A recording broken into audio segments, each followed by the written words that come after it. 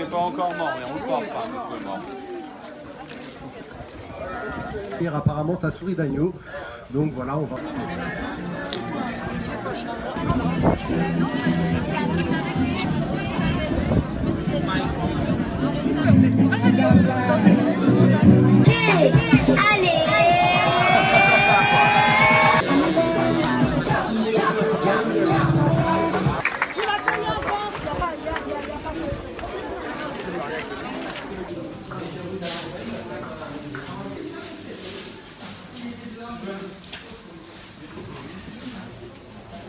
Bien, nous sommes constatés que nous sommes tous ici, vous et nous, de bonne volonté.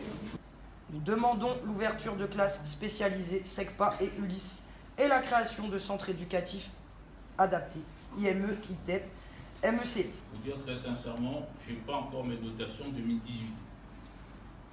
Donc je ne sais pas ce que j'aurai. Ce que je sais et que je peux vous dire, c'est que je n'aurai pas de CPU. Donc, vous voyez, c'est pour ça qu'on parle de colmater.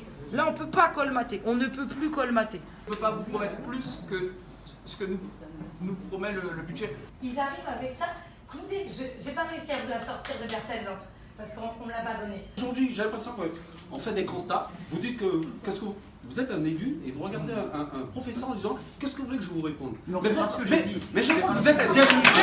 C'est moi qu'on n'a pas abordé. Quand on parle d'un lycée 6. Et aujourd'hui, vous demandez un collège 6, pardon. Et là, vous dites encore d'attendre 2 ans. Ça fait 5 ans. Mais quelle garantie que nous avons aujourd'hui? Il n'y a que des bungalows qui servent à accueillir des élèves. Je veux le voir.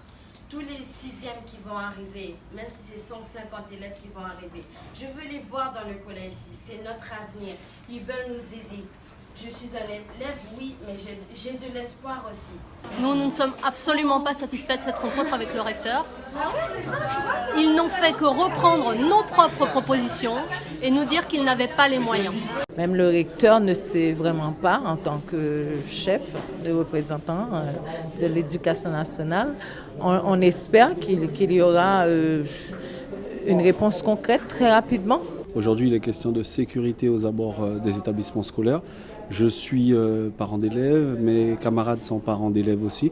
Donc nous sommes légitimement concernés par les problèmes que rencontrent actuellement les établissements scolaires. Qui plus est, le collectif des Iguanes est concerné par la question de la sécurité. En tout cas, pour ma part, j'ai l'impression d'avoir vécu les éternels débats où on essaie de tourner en rond encore la population guyanaise autour de constats que l'on sait, que l'on connaît, sans pour autant apporter des solutions. Après 3 heures de réunion, bon, la CTG est quand même arrivée avec plus d'1 heure de retard. On n'a rien, on n'a absolument rien. Peut-être un collège provisoire à la rentrée prochaine, mais rien de vraiment concret. Tous les points qu'on a pu soulever, rien. Une fois de plus, on va apporter quelques solutions qui restent très transitoires, que je qualifierais de bricolage. Le vrai problème, il est de fond et il ne peut être réglé à notre niveau guyanais. Il faut qu'il soit réglé au plus haut niveau. Au plus haut niveau, cela veut dire qu'à un moment donné, il faut que le gouvernement, quel qu'il soit d'ailleurs, prenne en compte la réalité du pays. La réalité du pays, c'est quoi? C'est une croissance démographique hors norme et qui mérite que les équipements adéquats soient mis à la disposition de la population. C'est des questions d'effectifs. On a traité les problèmes de l'éducation nationale aujourd'hui, mais c'est pareil dans tous les autres secteurs sensibles, que ce soit la santé, que ce soit la sécurité et autres. Moi, je voudrais préférer qu'au lieu qu'on envoie ici des escadrons de gendarmes, que ces effectifs soient transformés en postes d'enseignants ou en postes d'experts pour relancer l'économie de la Guyane. Nous sortons désappointés puisqu'on est venu passer un message d'alerte et de souffrance et on a l'impression que le recteur a entendu, mais il n'a pas dit qu'il allait passer ce message au ministère. Nous, on attend un plan d'urgence, vraiment des mesures exceptionnelles, et on a eu 3 broutilles. Pour vous préciser, reconduction des CUI qui vont arriver en mai terminé en août, donc ça ne sert à rien, et une éventuelle réunion la semaine prochaine pour le collège 6 qu'on attend depuis plusieurs années déjà. Alors la suite maintenant? La suite maintenant, nous allons appeler nos collègues à nous mobiliser à l'appel académique de mardi, qui sera très très suivi. Et ensuite, il faut voir dans chaque établissement, puisque c'est ce que j'ai dit au recteur, les conditions de sécurité des personnels et des enfants sont engagées. Donc il y a peut-être des établissements qui pourront plus continuer de fonctionner si les personnels jusque ces conditions sont inacceptables. manifeste pour les...